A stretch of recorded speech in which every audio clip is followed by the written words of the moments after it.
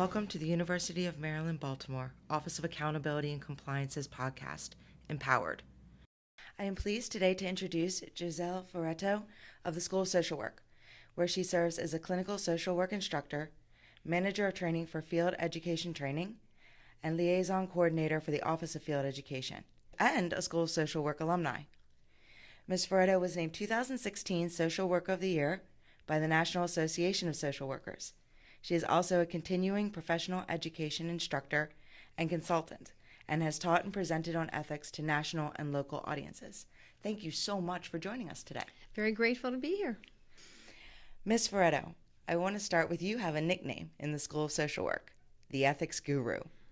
How do you encourage ethical thinking within your community? Well, it's quite humbling to be identified as the ethics guru because ethics is certainly an important component for all social workers, and I think particularly social work educators.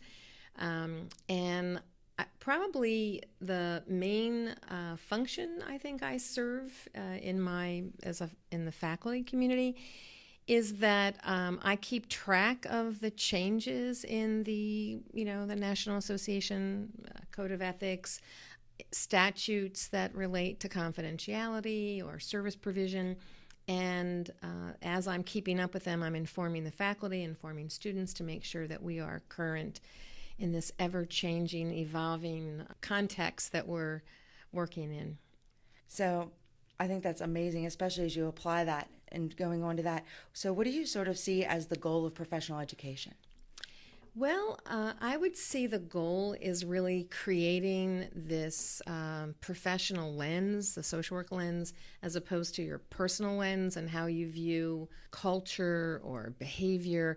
We're really trying to help them understand how research and best practice informs our work. But if I had to describe it, what my goal really is to have a kind of voice in their head, this professional ethics. And so while they're practicing, they're sort of always being informed by this foundation of ethics. We have opportunities, especially in the school setting, and I'm sure any social worker listening to this will grunt when I use the term process recordings. But process recordings are really that one of the strategies we use, as well as scenarios and critical self-reflection opportunities in the classroom and in assignments. And what you're really trying to do is create the muscle, like if you want to run the marathon, you've got to create the muscles to be able to do that. So we're creating the muscle in their brain that allows them to process and give feedback to yourself at the same moment that you're doing something. So if you're working with a client, you should also be sort of, I don't want to say talking to yourself, but reflecting in real time. How is this approach? What am I observing? If you're working with a community on any kind of community action or working in an organization as the CEO, you're constantly, evaluating how is what I'm trying to do being received, and then how can I adapt that? And so that's really that piece, that professional ethics, the professional self that we're trying to develop. I have to say that sounds really impressive on how much is going on and how much is sort of like going on in the background and the foundational work. So I know that you have once told me that ethics is fun. And I was wondering if you could tell us how ethics is applied in social work in a way that, with everything that's going on, still allows it to be fun.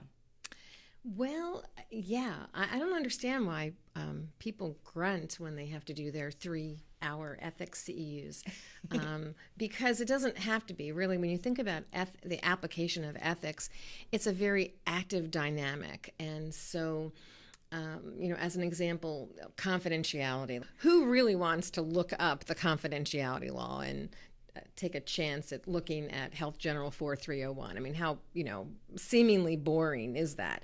But when you think about then applying that section of the statute, you're sitting across from a client and you're trying to engage and develop rapport. It's so important to have this relationship with a client to be able to advance all these evidence-based practices that you're trying to do and all what the research tells you to do. Well, you need to explain the possibility that they might say something and you'll have to make a report of child abuse and neglect or a vulnerable adult. That is a very delicate line, and it takes skill to be able to communicate rapport and these ethical responsibilities that we have.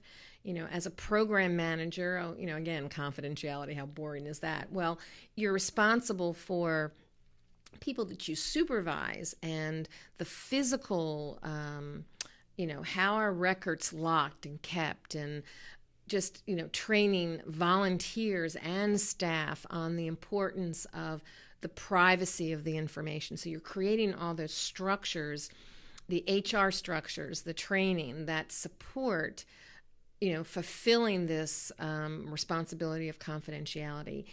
When you're looking from the policy perspective, we're very proud of former Senator U.S. Barbara Mikulski and, her work in shaping policy around really important issues. And so we also need to define what really is the parameters of confidentiality. What should they be? Not only while we're following all these policies, we need to be in the forefront, and social workers are, in really creating the policies and advancing policies that are really responding to the changing context and for all populations, especially vulnerable. You talk a lot about, working closely with people and working with vulnerable populations and people that really have individual needs. We are so often a value-driven society. Can you talk a little bit about the value of those ethical standards and conduct when people are practicing and when they're serving individuals? So, we have these ethical standards in social work, and they are, cultural competency, the dignity and worth of individuals, the commitment to service, not just individual service, but also areas around social justice. And, they're eloquently described and we teach on them, but it's really in the application of these principles that we're really living out what is the true responsibility around ethics, so that each individual, and when I say individual, not just person, but each individual community, each individual agency, each individual that we're working with is unique and has we need to acknowledge the uniqueness of the person. So there are these standards, but we're really looking at it from a specific, what's the best for this particular client system that I'm working with.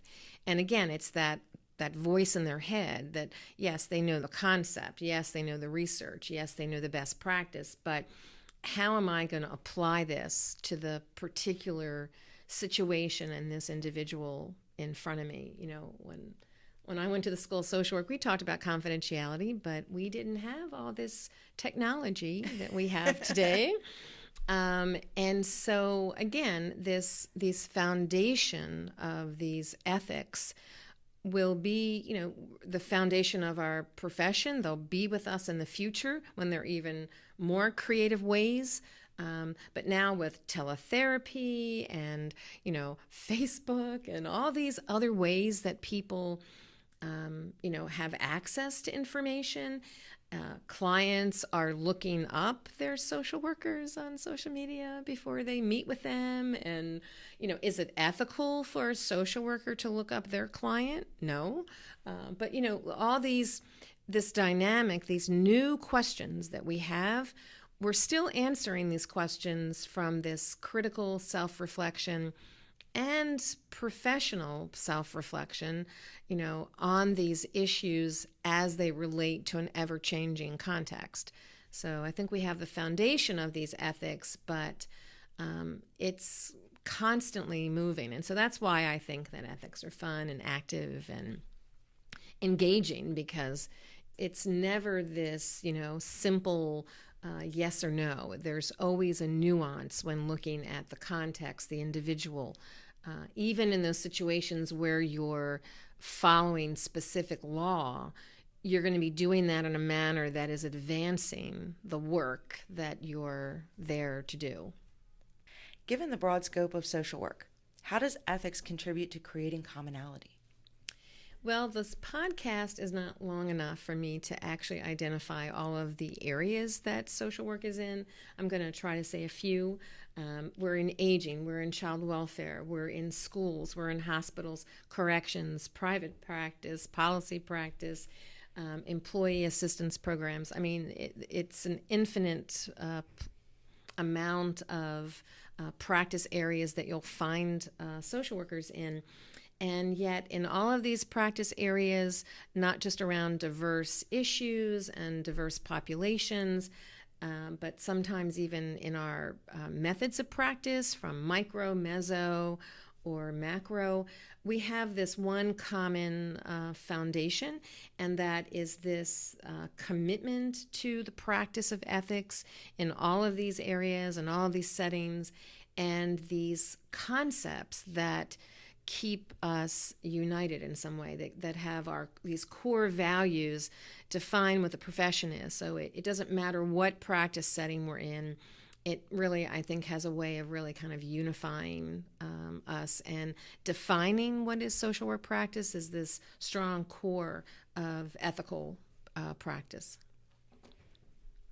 I have to tell you, I am just absolutely enjoying this conversation, but unfortunately, as you said, we are a podcast, so I was hopeful there might be some thoughts that you would like to leave us with. Wow. Well, I guess that, social work is a profession that is certainly committed to research and critical thinking, evidence-based practice, applying our expertise, and all of these things guide us on what to do in certain populations and certain situations. But our attention to ethics really guide us on how to do it, and how to, these concepts that allow us to address all of the individuality that we're faced with. And social work is a profession that I'm really very proud and humbled to be part of. Thank you so much. I can't tell you how much this has been a pleasure. Thank you. Thank you very much. Thank you for joining us today. Office of Accountability and Compliance is open, accessible, and collaborative.